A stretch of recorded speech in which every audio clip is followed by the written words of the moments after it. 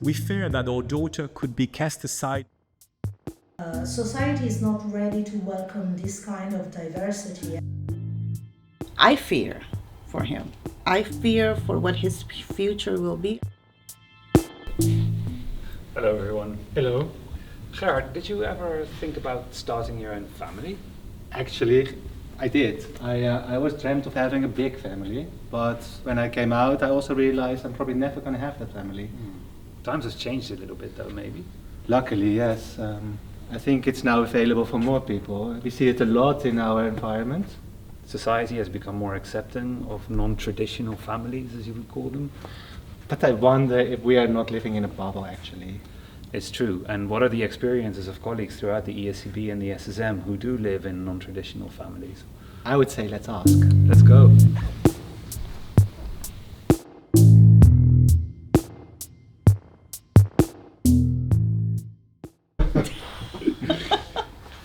I am the proud mother of a 27-year-old transgender son who is my love of my life, my pride and joy. He's here to stay, and I'm going to stick by him. And at the end of the day, that's what we need to do as parents, to make sure that our kids are happy. And if there is somebody that sometimes says something aggressive, I will stick up for my child, always. I fear for him. I fear for what his future will be. I feel that he might be, judged and persecuted for who he is. I wish I could protect him from everything. I wish I could fight for him with a shield and a sword, or just, that's what you want, to just protect them forever. When my son came out as bisexual and told me that he has a boyfriend, it challenged my own conception of tolerance, because up to the moment I thought that I was tolerant with homosexuality, but I wonder if I was tolerant when it was about something or someone else, and not when it was about my own son. I also think that pride is precisely about this. It's not only to be tolerant or to accept, it's about being proud of who your children are. My husband and I became the parents of a baby girl in November 2019. Our lives changed that day, like those of all parents upon the birth of a child. We were honored and fortunate to have an exceptional surrogate who took good care of herself and the baby during her pregnancy on the other side of the Atlantic. The return from America was not without complications, in particular to have our parenthood recognized by the Belgian authorities.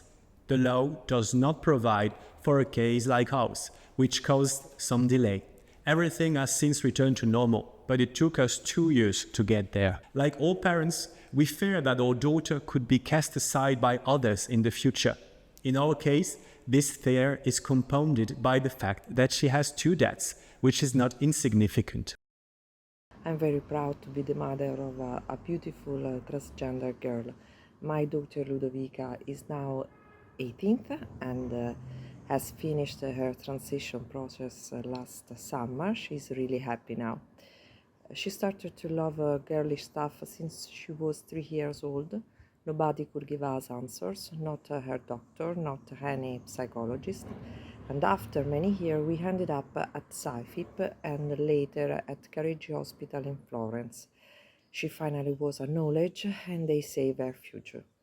We started a long journey, both legal and medical, so that she could become what she wanted. I think we were lucky because we had the support of our family and friends, even among colleagues and bosses in the office, and her boyfriend that has sided with her throughout her story at school.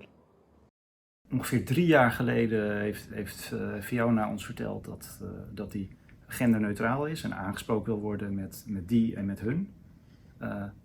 Ik zelf heb met name moeten wennen aan de die en de hun. Dus het heeft me maanden gekost om dat af en toe goed te doen en nog steeds doe ik het af en toe fout.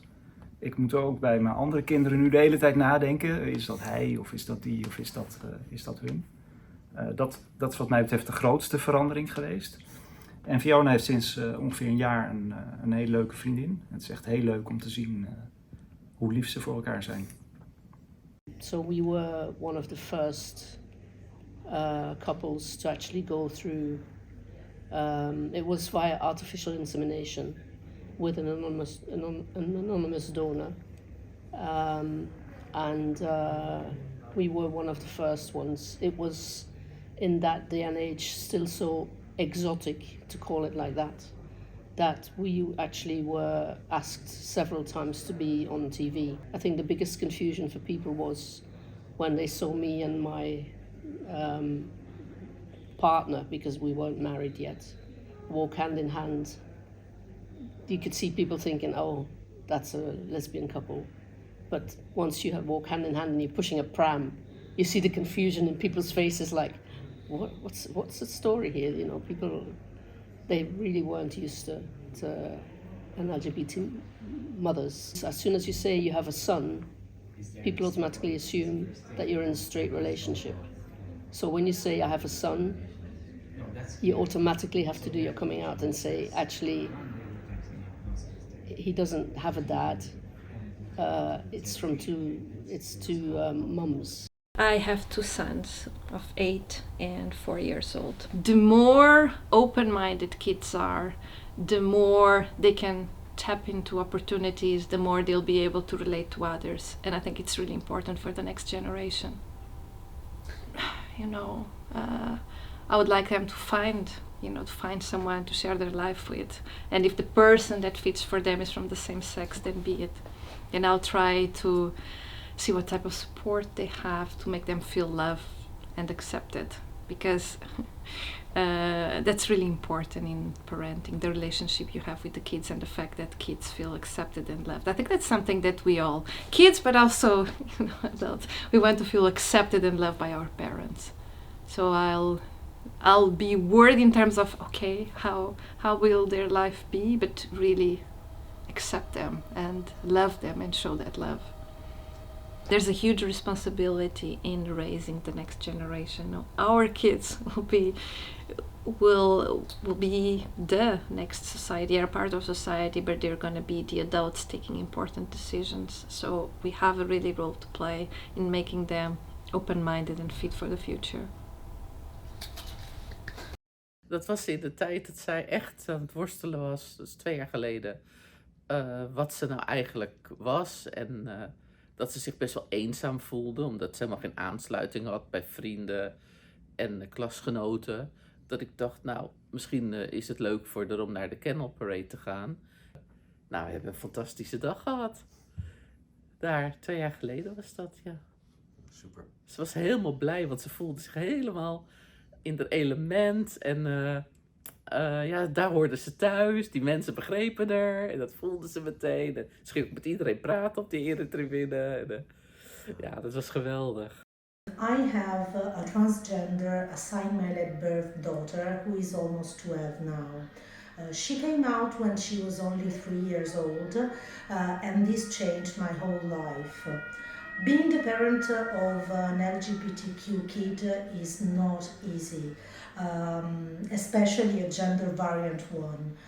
Society is not ready to welcome this kind of diversity, and sometimes even very normal activities like leisure, sports and school can be a nightmare. I think that in a time when transgender people, especially the younger ones, are being targeted through hate campaigns and restrictive policies, is very important to being able to maintain a safe space, especially at work, because this is fundamental, especially for the parents who are going through such a delicate journey with their kids.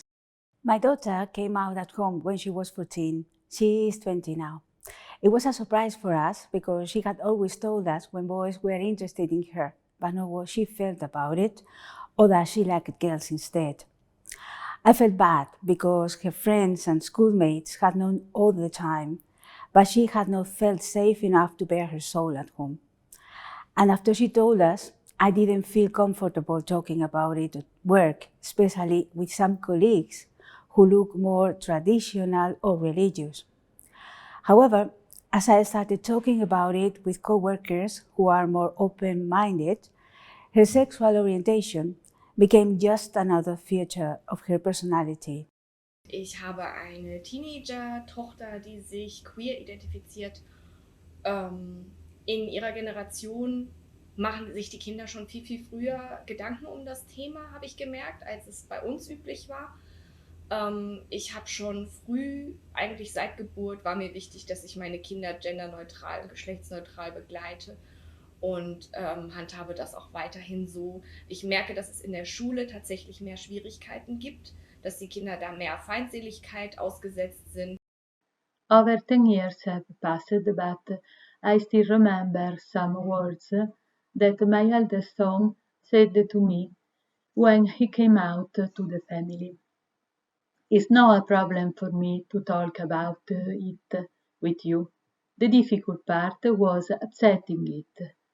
It took me a long time, a lot of time, more than 5 years, he added.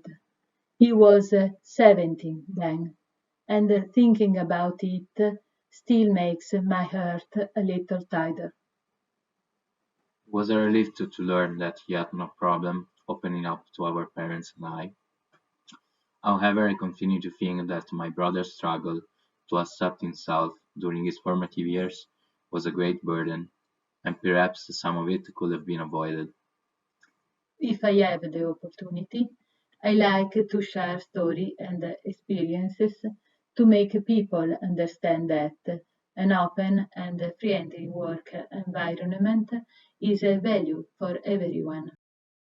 I'm a father in 2 families, 2 non-traditional rainbow families, and it's fantastic. What bugs me, every year I have to confirm my personal details, and one of the questions is, how many children do you have? And pre-filled out it says 0. And every year I have a discussion with HR that I refuse to confirm I have 0 children. I have 3, and I'm not denying my children, especially because it's been such a battle to have them, and such a privilege. I'm not going to deny them. And there I'm thinking, I understand, I'm not asking for an allowance from the ECB. If the question is, do you get an allowance from the ECB for how many children, I'm happy to say 0, because I'm not taking any money from the ECB on this. But I'm not going to deny the existence of my children, no. I hope that everyone who has a wish to become a parent can become a parent and feel supported by their employer, whether this is about leave, whether this is about financial assistance, flexible working hours. Everyone, whatever situation they are, whatever sexual identity they are, I hope if they have a wish to become a parent, they can, and they are fully supported. Wow. That was really amazing. I agree. Many, many thanks to all those colleagues throughout the ESCB and SSM for sharing those inspiring stories. I find it so brave that people share their personal stories with such a big audience and manage to touch and to teach us a lesson on the way. Wow. I mean, it shows us how much we can learn from the people that we work with on a daily basis, right? It's true. Yeah. I see one problem though. And that is? How are we going to close this video? Well, I mean, didn't Gijsbert already do that a little bit in his message? Isn't the conclusion from all this that it would be so nice if everybody can just build the family that they're dreaming of? I think that is an amazing wish. On that note, happy IDAHOBIT!